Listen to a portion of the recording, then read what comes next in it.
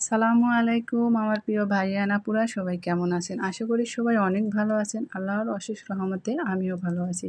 তো দেখতে পাচ্ছেন যে আলু ভর্তা আর ভাত। তো সকালবেলা আজকে আলু ভর্তা, ভাত আর ডিম ভাজি দিয়ে খাবো। তো এখানে যে ডিম ভাজির জন্য কড়াই বসিয়ে দিয়েছি। তো আজকে একটু অন্যরকমভাবে ডিম ভাজিটা করব। তো কড়াইয়ের মধ্যে আমি এই যে তেলের মধ্যে পেঁয়াজ দিয়ে দিলাম। তারপরে এর মধ্যে একটা শুকনো লঙ্কা চিড়ে দিয়ে দিব। তারপরে আমার পেঁয়াজটা একটু বাদামি রঙের হয়ে আসলে পেঁয়াজটা একধারে সরিয়ে আমি এখন এর ভিতরে একটা ডিম ভেঙে দিয়ে দেব।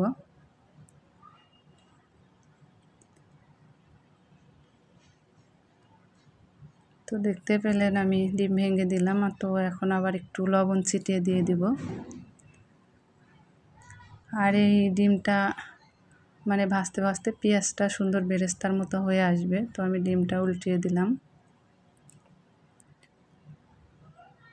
তো আমার এই যে ডিম ভাজিটা হয়ে গেছে। এখন আমি এই যে মেয়ের প্লেটে তুলে দেব, কারণ এভাবে তুলে দিচ্ছি, আলাদা বাটিতে আর নিলাম না। তো একইভাবে আমি আবারও আরেকটা ডিম ভেজে নিব। তো এই যে এখানে আবার পেঁয়াজ দিয়ে দিলাম। কড়াইতে তেল কম আছে, কারণ একটা ডিম ভেজে যেহেতু তুলে নিলাম, আবার তেল দিয়ে দেবো একটু। তো তেল দিয়ে আবারও পেঁয়াজটা একটু ভেজে এর ভিতরে আবারও একটা শুকনো মরিচ ভেঙে দিয়ে দিলাম। দিয়ে আবারও সে এক সাইডে রেখে একটা ডিম ভেঙে দিয়ে দেব। তো ডিমটা ভাজা হতে হতে পেঁয়াজটা সুন্দর বেরেস্তার মতো হয়ে যায়। শুকনো মরিচের একটা ফ্লেভার, বেরেস্তার একটা ফ্লেভার দিয়ে গরম ভাতের সাথে আর আলু ভর্তা সকালবেলা কিন্তু ভীষণ মজা লাগে। তো আপনারা একবার হলো বাসায় ট্রাই করে দেখবেন। আর যারা যারা পারেন বা করেছেন তারা অবশ্যই আমাকে কমেন্টসে জানাবেন। তো এই ডিম ভাজিটা হয়ে গেছে, এটা আবার আমি আমার প্লেটে উঠাই নেব। তো এই যে উঠিয়ে নিলাম।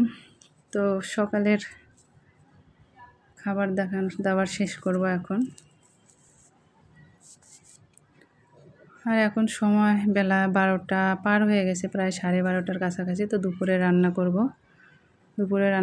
আজকে হচ্ছে বাটা মাছ দিয়ে, এই যে আলু সিদ্ধ করে নিয়েছি, টিপে নিয়েছি সিদ্ধ করে, আর হচ্ছে টমেটো দিয়ে রান্না করব। তো এখানে বাটা মাছটা ভেজে নেব, তার জন্য হলুদ, লবণ আর মরিচের গুঁড়ো দিয়ে দিলাম। দিয়ে এখন মাছটা আমি মাখিয়ে নেব।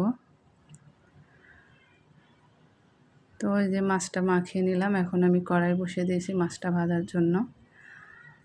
তো আমার প্রিয় ভাইয়ান আপুরা, আপনারা যারা যারা ভিডিওটি দেখতে দেখতে পর্যন্ত এসেছেন, হয়তো বা লাইক দিতে ভুলে গেছেন, অবশ্যই একটা লাইক করে দিবেন। লাইক করলে হয় কি যে আমার ভিডিওটা আরও 5 জনের কাছে পৌঁছাতে হেল্প করে। তো ওই যে কথা বলতে বলতে আমার মাছটা ভাজা হয়ে গেছে। এখন আমি আরেকটা কড়াই বসিয়ে দিব রান্না করার জন্য তরকারিটা। তো এই যে তেল দিয়ে জিরে দিয়ে দিলাম আর একটা তেজপাতা দিয়ে দিলাম।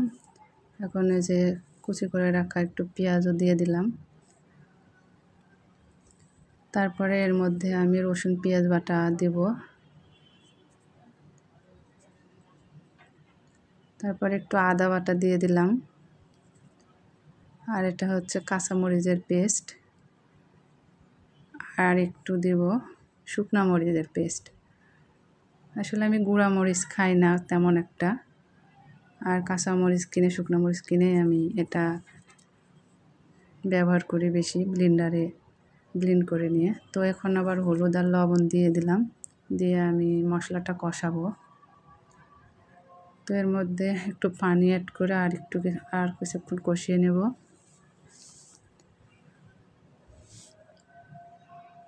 তো এই যে মশলাটা কষানো হয়ে গেছে, এখন আমি টমেটোগুলো দিয়ে দেব। টমেটো দিয়ে কিছুক্ষণ কষাবো।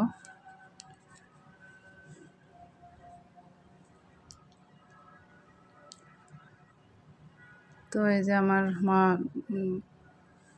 টমেটোটা কষানো হয়ে গেছে। এখন এর মধ্যে আমি যে আলুটা সিদ্ধ করে টিপে রেখেছিলাম, তো এটা আমি এখন দিয়ে দিব এর মধ্যে, দিয়ে কিছুক্ষণ কষাবো। তো আমার এই যে আলুটাও সুন্দরভাবে কষানো হয়ে গেছে। এখন আমি পানি দিয়ে দিব। তো ভিডিওটা যদি কোথাও ভালো লেগে থাকে তাহলে অবশ্যই সাবস্ক্রাইব করে আমার পাশেই থাকবেন। আপনারা আমার পাশে থাকলে আমি সামনের দিকে এগিয়ে যেতে পারবো। তো রান্নাটা আমার প্রায় শেষের দিকে। আর রান্নার ভিতরে আমি তরকারির ভিতরে মাছও দিয়ে দিয়েছি। রান্নাটা হয়ে এসেছে। আমি সেটার ফুটেজ নিতে পারিনি, কারণ বাড়িওয়ালা এসেছিলো। আমার বেসিনে পানি উঠছে না সেটা দেখার জন্য। তো আমার রান্নাটা প্রায় হয়ে এসেছে।